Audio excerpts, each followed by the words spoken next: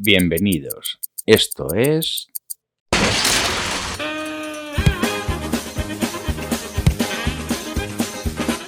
Hola, buenas y bienvenidos a un nuevo vídeo de teoría relojera.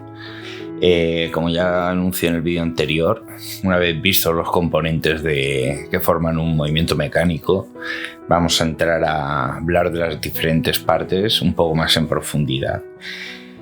Y como lo mejor para hacer las cosas es empezar por el principio, vamos a hablar en este capítulo del acumulador de energía, que es el barrilete. El barrilete es también denominado cubo. Es en realidad el acumulador de energía y el principio del movimiento, o sea, del movimiento mecánico, por decirlo de alguna manera. El barrilete está compuesto de las siguientes partes: lo que es el tambor, que es una caja cilíndrica donde se aloja el muelle y funciona como pivote para el árbol del barrilete. Luego tenemos el muelle real, muelle de barrilete, muelle motor o resorte, según en qué parte del mundo se refieran a él. Es una lámina metálica, generalmente, alojada en el tambor del barrilete, y es en realidad el órgano acumulador de energía. Luego tenemos el árbol del barrilete, que es el eje que pivota entre el puente y la pletina y permite fijar el muelle real mediante un gancho situado en el anillo del árbol, alrededor del cual se enrolla cuando armamos el muelle. Y finalmente tenemos la tapa del barrilete, que cierra la caja que contiene el muelle y funciona también como pivote del árbol del barrilete. El barrilete suele estar construido en metal, y nos podremos encontrar generalmente que están construidos o en latón o en aluminio, que son generalmente los dos materiales más utilizados. El muelle es una lámina de sección rectangular y la cual se enrolla en el diámetro del anillo del árbol del barrilete. Como es un muelle, al estar armado, o sea, está enrollado, busca recobrar la forma primitiva. Y entonces, al realizar este proceso, libera la energía necesaria para poner en funcionamiento el reloj. Antiguamente, o sea, la forma del muelle ha evolucionado desde un enrollado en espiral que se utiliza en los antiguos muelles de relojes a una especie de S invertida, y la cual variará según el límite o sea, la forma de esta S variará según el límite de elasticidad del material. El dentado del barrilete es el que transmite el par de fuerza al rodaje. Y el número de vueltas de armado del muelle real determina su estado de tensión. Una cosa es que muchos, y entre los que me incluyo, consideran el barrilete, o sea, el dentado exterior, como la primera rueda del tren de rodaje. Lo que pasa es que hay discrepancias, unos dicen que sí, otros que no, pero para mí sería la primera rueda. Ahora pasaremos a hablar del número de vueltas de armado y desarmado. Al proceso de enrollar el muelle alrededor del árbol se le denomina armado del muelle. Y o sea, el muelle armado al máximo alrededor del árbol viene representado por la letra N2', o sea, prima. El número de vueltas del muelle real distendido, o sea, desarmado y apoyado en el barrilete, o sea, cuando se ha quedado sin cuerda el reloj, viene representado por la N'. Y N sub 0 representa el número de vueltas del muelle real desenrollado fuera del barrilete. El espacio vacío entre el radio del anillo del árbol del barrilete y el radio interior del tambor del barrilete está destinado a al armado y desarmado del muelle real. O sea, el muelle va a estar desplazándose entre esas dos partes. La proporción de superficie ocupada por el resorte y de superficie libre es habitualmente del 50%. Es decir, que tanto si el muelle está armado como si está desarmado, el espacio de todas estas vueltas generalmente suele ser el 50% de la superficie o del volumen total que nos queda entre lo que es el árbol y la pared del barrilete.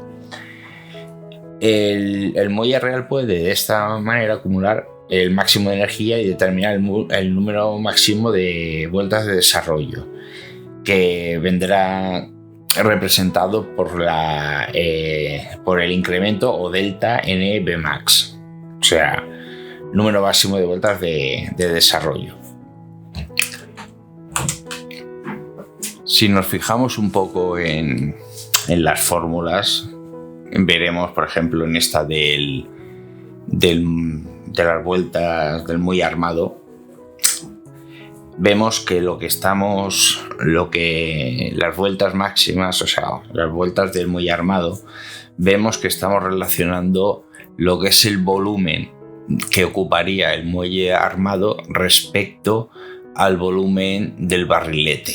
De ahí tenemos que, si dividimos entre todo el resto de lo que es la fórmula, o sea, es el espesor del muelle, vemos que se relaciona el volumen. O sea, quien sepa un poco más de matemáticas, veremos que lo que estamos haciendo es, a través de lo que es la fórmula de superficie y de volumen de un cilindro, le descontamos el volumen o como se anulan las alturas en un lado y otro de la fórmula. Vemos que estamos relacionando la superficie que ocupa en total y le restamos la superficie que ocupa el árbol del barrilete y lo dividimos entre el espesor. Y como está multiplicado por la raíz cuadrada de la longitud, vemos que estamos al final lo que estamos haciendo es esa superficie dividirla entre el espesor del muelle, ¿no? O sea, en esto se resume la fórmula, y así sabríamos el número de vueltas que ocupa el muelle. Y lo mismo ocurre cuando el muelle está distendido en la pared del barrilete, pero en este caso lo que estamos poniendo en relación es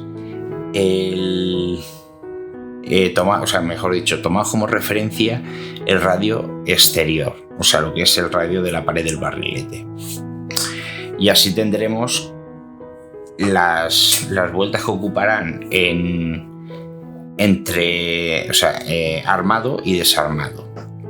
Después tenemos que lo que es el número de vueltas cuando está el muelle fuera del barrilete, o sea, totalmente distendido fuera, vendrá determinado, aparte de la longitud y de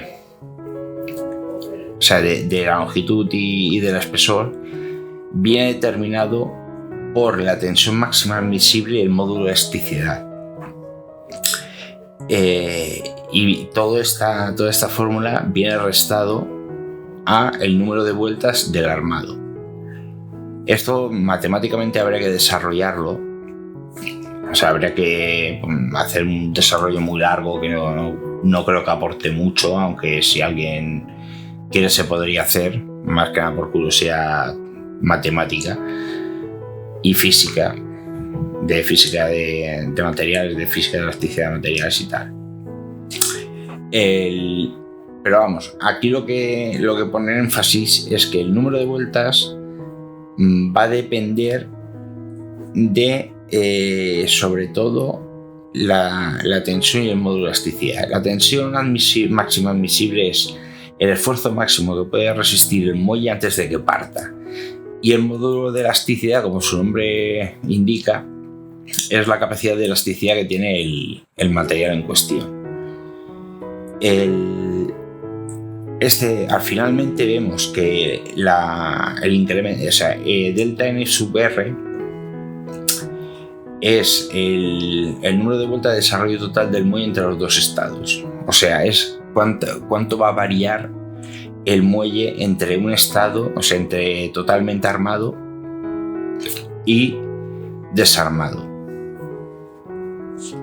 O sea, de desarmado totalmente fuera del muelle y totalmente armado dentro del barrilete, perdón. Entonces, aquí llegamos a lo que sería el cálculo de la vuelta de desarrollo máximo del muelle real, ¿no? Jugando un poco con las matemáticas, vemos que el incremento de vueltas entre totalmente armado y desarmado es la resta de uno de otro. Y después tenemos que n incremento de n sub b es la diferencia entre el muelle armado dentro del barrilete y desarmado dentro del barrilete. Otra vez jugando un poco con las matemáticas, vemos que el número máximo de vueltas dentro del barrilete va a ser otra vez jugando con los volúmenes y los espesores del muelle real, va a ir todo en función del radio. O sea que aquí lo que va a determinar sobre todo va a ser tanto el radio del árbol como el radio del tambor, el radio interior del tambor. Y a su vez tenemos que este mismo número de vueltas máximo de desarrollo máximo del barrilete, y ahora ese matiz, porque estamos hablando en un momento estamos hablando del número de vueltas de desarrollo del muelle, y esta fórmula lo que pone es poner en contexto o en relación el número de vueltas entre el muelle y las vueltas que va a dar el barrilete. ¿Por qué? Porque si nos fijamos, el muelle está anclado en un extremo sobre el árbol y en el otro extremo sobre la pared del barrilete. ¿Qué es lo que pasa? Que si nos fijamos un poco y discurrimos esto, ¿qué quiere decir? Que el número de vueltas que almacene el muelle real va a ser el mismo que desarrolle el barrilete a la hora de enrollar. O sea que si, por ejemplo, para armar el muelle completamente le tenemos que dar 7 vueltas al barrilete completas para armar el muelle, ¿qué quiere decir? Que la diferencia de vueltas entre el muelle armado y el muelle desarmado va a ser ese mismo número de vueltas. O sea que si tenemos que darle 8 vueltas, ese incremento entre los dos estados del muelle va a ser 8 vueltas. Finalmente, en esta otra fórmula vemos también que ese número máximo de vueltas que va a dar el barrilete viene determinado por la fórmula esta de 3600, que si os fijáis son el número de segundos que tiene una hora, 3600 segundos, por la duración de la marcha en horas, por lo que es la frecuencia del volante espiral, y va a estar dividido por el número de dientes de la rueda de escape y la relación total de transmisión del engranaje desde el barrilete hasta el piñón de escape. Que por eso digo que el barrilete es la primera rueda de todo el tren de rodaje. ¿Qué podemos deducir de estas fórmulas? Pues podemos deducir que el número de vueltas va a determinar, o sea, el número de vueltas que dé el barrilete va a determinar, o mejor dicho, está determinado, pero si vamos despejando variables, vemos que lo que es la la marcha, o sea, la reserva de marcha de un reloj va a estar determinada por el número de vueltas que dé el barrilete, por la frecuencia del volante, por el número de dientes que tenga la rueda de escape y por la relación de transmisión entre las diferentes ruedas. Que eso ya lo veremos en el capítulo de engranajes, ya entraremos a valorar las relaciones entre engranajes y se va a ver un poco más claro, pero ahora por lo pronto nos vamos a quedar con esta anotación. Esta fórmula la dejaremos, digamos, almacenada y la tendremos en cuenta. Entonces, llegamos al cálculo de la longitud teórica del muelle real y vemos que la longitud teórica va a venir determinada ni más ni menos que por la superficie física que tenemos dentro del barrilete, ¿no? Ya estamos hablando del tema de que ocuparemos el 50%, por lo cual que eso es lo mismo que dividir entre 2, ¿no? Y después tenemos si alguien recuerda un poco de geometría básica, la superficie de un círculo, de un círculo determinado por una circunferencia, es pi r cuadrado. Entonces, esta fórmula de la longitud del muelle es ni más ni menos que esa superficie dividida entre el espesor. Entonces, por eso aparece el radio mayor al cuadrado menos el radio menor al cuadrado por pi, que eso sería la superficie que hay entre el árbol y la pared del barrilete, dividido entre 2, porque vamos a ocupar el 50% a su vez también dividido por E, que es el espesor. Digamos que lo que estamos haciendo es fileteando toda esa superficie. Entonces es como si cogiéramos ese volumen que, como se anula, como he dicho antes, se anula por la altura del barrilete del muelle. Lo que haremos es esa superficie la fileteamos dividida entre el espesor y es como si la estiráramos. Entonces esa va a ser la longitud, ojo, ideal del muelle, la longitud óptima. ¿Qué es lo que pasa? Que después llega que empíricamente, o sea, en la práctica, se ha demostrado que para obtener el máximo de energía hay que incrementar esa longitud de entre un 10 y un 30% dependiendo del tamaño del movimiento. Ahora llegamos al tema del cálculo del momento de fuerza, que realmente es lo que nos va a interesar en el muelle real.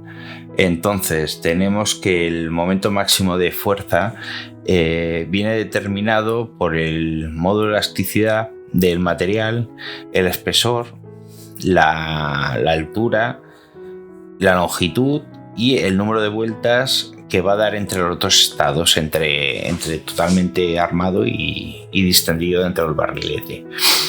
Si nos fijamos un poco y hacemos un poquitín de desarrollo de matemáticas y sustituimos variables que hemos visto en las anteriores fórmulas, vemos que al final el momento máximo viene también determinado por el espesor que tenga el muelle real, la altura del mismo y la tensión máxima admisible. Esto lo podemos ver gráficamente de la siguiente manera, ¿no? Supongamos que tenemos una regla metálica de estas típicas del colegio, pero que es de las finitas, ¿no? Que se pueda doblar. Entonces vemos que si la regla tiene un pequeño espesor, o sea que es como una lámina, y es larga, vemos que nos cuesta poco esfuerzo doblarla, ¿no? Arquearla. Entonces, si soltamos, eso, digamos, sería el momento de fuerza que tiene la regla, ¿no? Si ese espesor lo aumentamos y vemos la fórmula, aumenta al cubo. El espesor cuenta, o mejor dicho, varía el resultado al cubo, ¿no? Entonces, ¿qué quiere decir?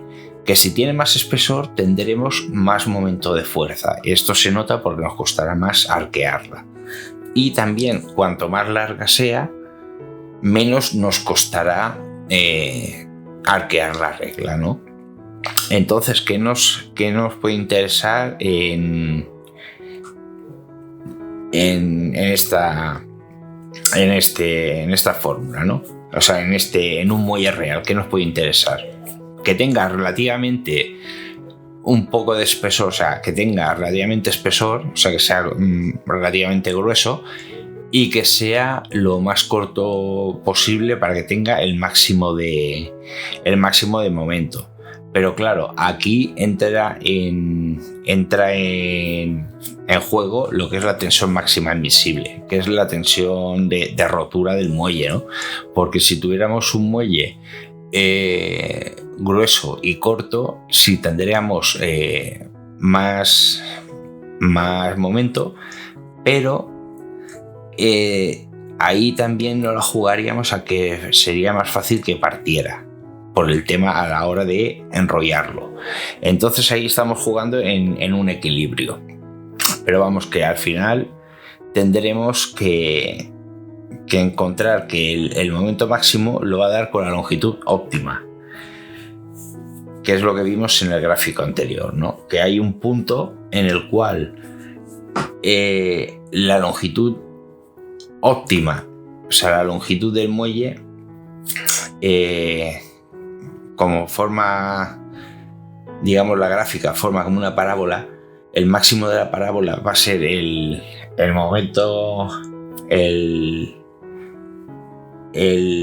número de vueltas de desarrollo máximo relacionado con la longitud óptima del muelle. Y esta longitud óptima va a ser la que nos va también a determinar, cuando sustituimos en la fórmula, el momento máximo. Entonces, también tenemos aquí la relación beta, ¿no? Pero antes vamos a hablar un poco de lo que es la tensión máxima que nos podemos encontrar en los muelles reales y su composición, antes de hablar del factor beta. El material utilizado habitualmente en los muelles reales es una aleación endurecida de cobalto, níquel y cromo.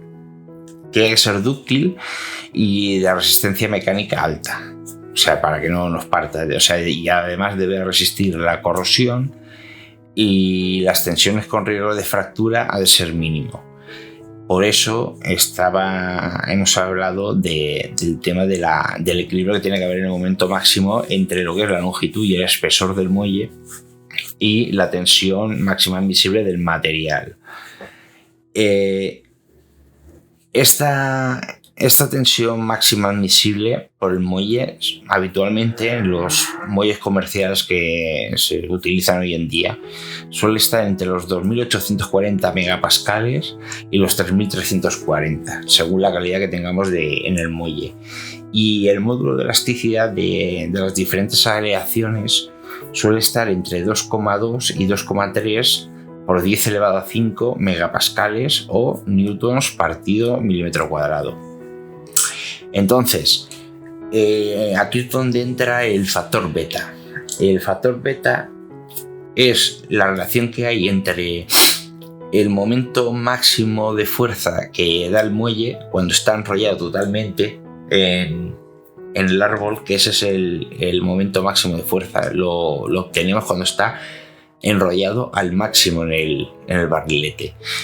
Y la relación que hay, beta relaciona ese momento máximo con el momento 24 horas después de estar en funcionamiento el muelle, o sea, el reloj, por decirlo de alguna manera. 24 horas después se vuelve a medir y tenemos esa relación. Esta relación, para efectos de cálculo, se ha llegado a un consenso de que es aproximadamente una pérdida del 20% del momento. O sea que entre el momento máximo y una vez pasa 24 horas suele haber una pérdida del 20%, con lo cual este valor beta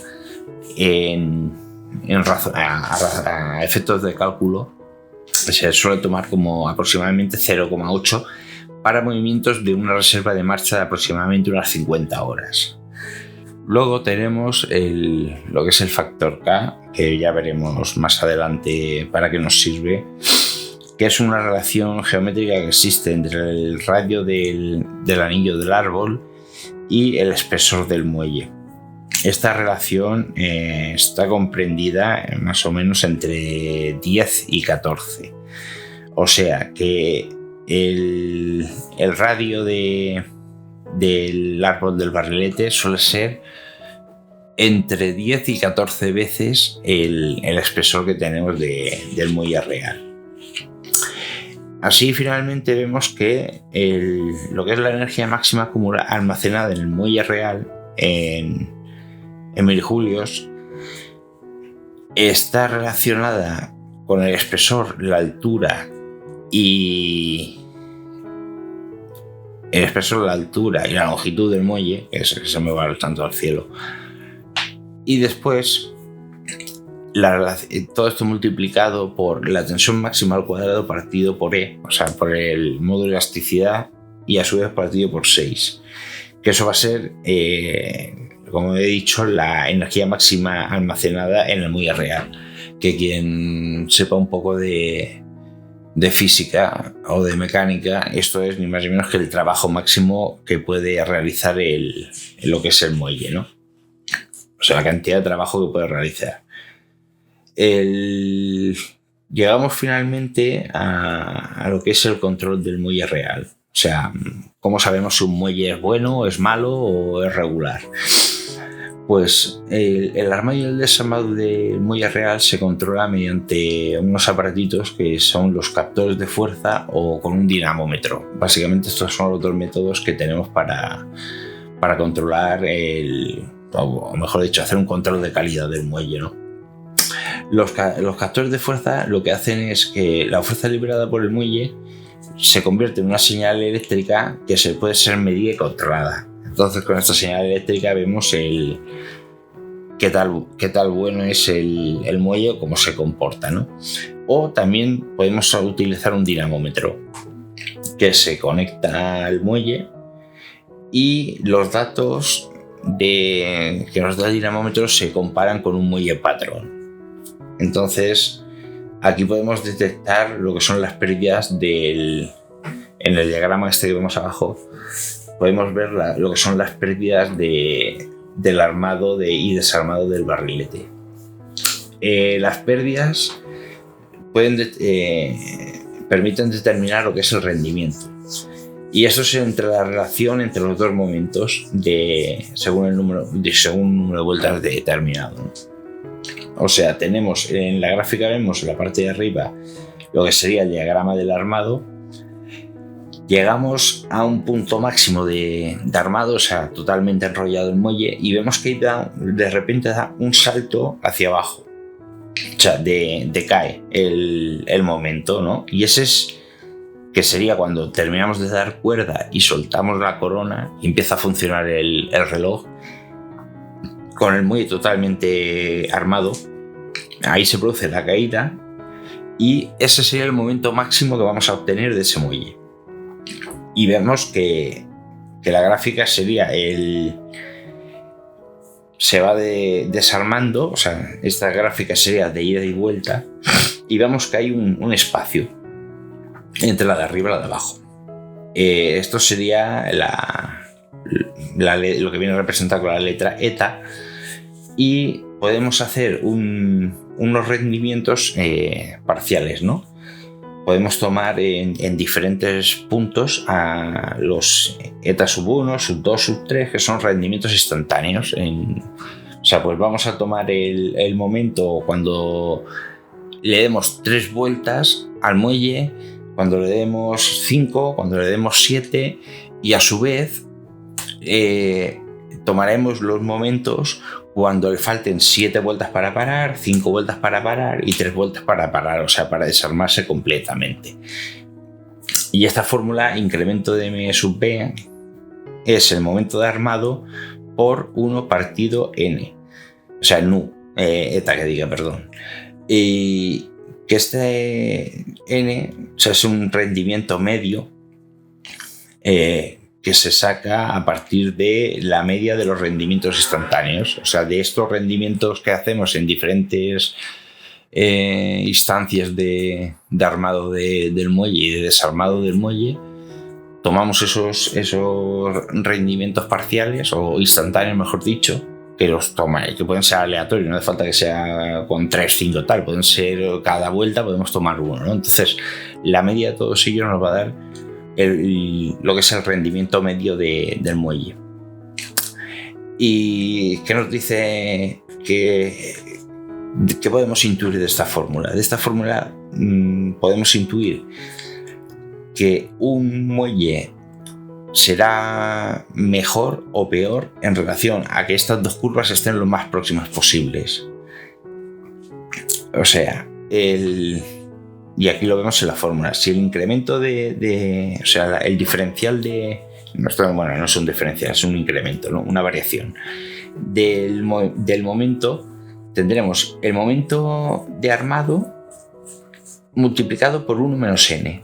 O sea, si no hay variación entre las dos curvas, o sea, digo n, pero es eta, ¿no? Es la letra griega eta.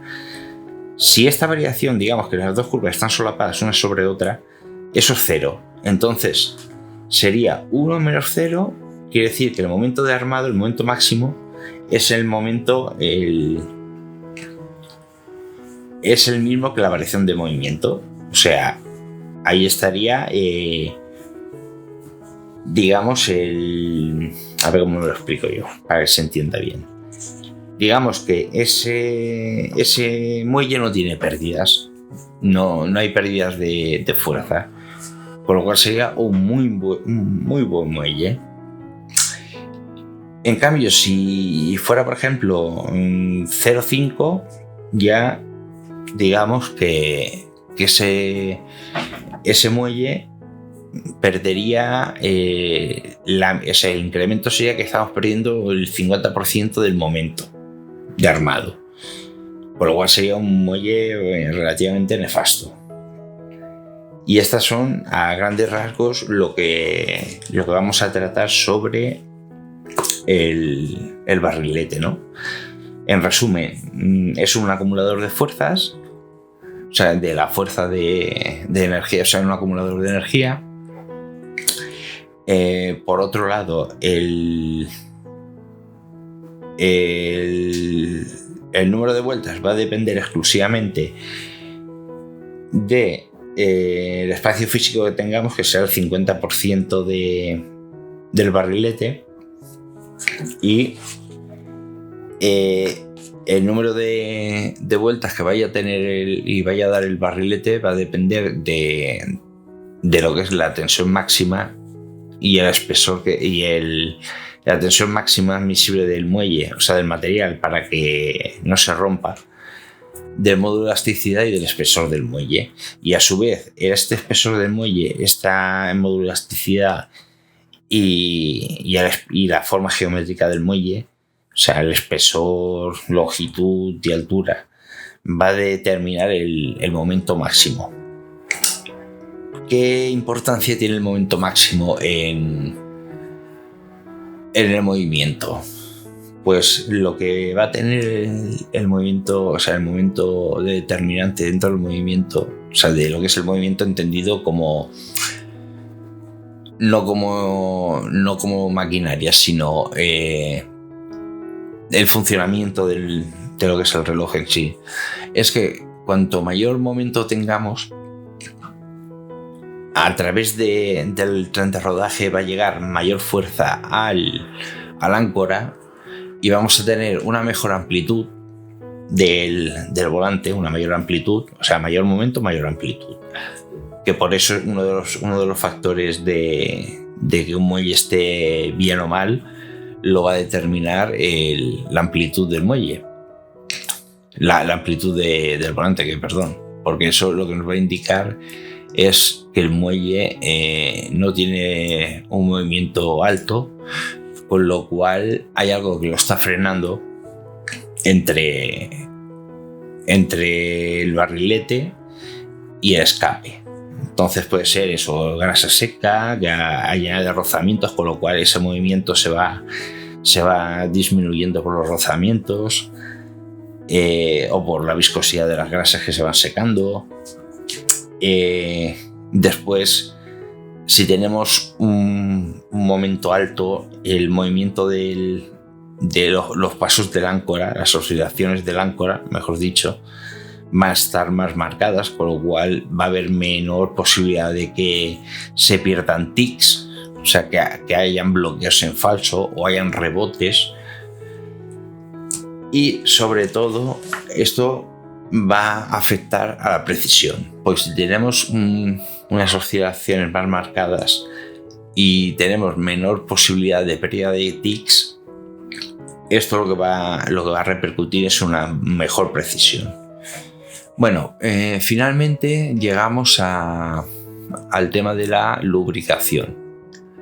En la lubricación, ya así con esto ya terminamos el capítulo. La lubricación del barrilete sobre todo va a ser el tema de lubricación de muelle, ¿no? Entonces aquí tenemos dos cosas: que el muelle sea el movimiento sea un movimiento mecánico simple, o sea, un movimiento manual, en lo cual, como está, digamos, anclado el muelle en la pared del árbol, que está fijado los dos extremos a un chillo y a otro, lo que tenemos que es reducir la fricción entre las paredes del muelle en sí y entre lo que es la tapa y el fondo del barrilete. Entonces, con grasa de remontuar, una 8200, por ejemplo, de Moebius, voy a hablar de Moebius porque son las que más conozco. Con una 8200 de Moebius, lo que haremos es una pequeña cantidad en el fondo repartida, o sea, en 2 o 3 puntos, porque ya después con el movimiento del muelle de armada y desarmada ya se distribuye, y sobre el muelle para así lubricar la parte de la tapa. Y aparte en los puntos en los pivotes del árbol, como ya vimos en los vídeos. Y si tenemos un movimiento automático, en función del material, en función del material de que esté hecho el barrilete, utilizaremos o la 8213 para movimientos de latón o la 8212 para barriletes de aluminio. Esto es por el tema de los coeficientes de rozamiento de los materiales, ¿no? O sea, el latón necesita una grasa que tenga mayor capacidad de frenado en la pared del barrilete que la de aluminio, que necesita un frenado pero de menor grado. Y esto viene a colación del tema de los movimientos automáticos, que como sabéis, en los movimientos automáticos un extremo está fijado o anclado a lo que es el árbol del barrilete, mientras que el otro, con una brida, lo que hace es esa brida hacer presión sobre la pared del barrilete para actuar así como una especie de anclaje y empujar el barrilete para que inicie el movimiento, el dentado exterior. Entonces, en las paredes de latón, por decirlo de alguna manera, la tendencia a resbalar, entre comillas, de esta brida es mayor, por lo cual necesitaremos una grasa de mayor frenado que en las paredes de aluminio. Y bueno, pues con esto creo que ya tenemos visto el tema del órgano acumulador de energía, o sea, del barrilete. Y como siempre, si os ha gustado el vídeo, darle a like, suscribíos. Y en el próximo vídeo veremos ya el tema de engranajes, que lo voy a dividir en varios vídeos porque es un tema bastante largo y hay que primero hacer el tema de definiciones, ver conceptos, y ya después ya nos metemos en relación de cálculos de rodajes y así entendemos un poco más qué es lo que pasa en el tren de rodajes, ¿no? Y veremos lo que también es un tren multiplicador, un tren desmultiplicador de movimientos, por qué y cómo funciona la masa oscilante en los mecanismos automáticos, o sea, las relaciones que hay. Y después veremos los diferentes tipos de móviles o de ruedas y donde nos encontramos y los diferentes tipos de rodaje que podemos, o sea, de tren de rodaje que nos podemos encontrar. Pues ya sin nada, como he dicho, darle a like si os ha gustado. Las consultas, como siempre, déjamelas en la descripción de comentarios y nos vemos en el próximo vídeo. Un saludo.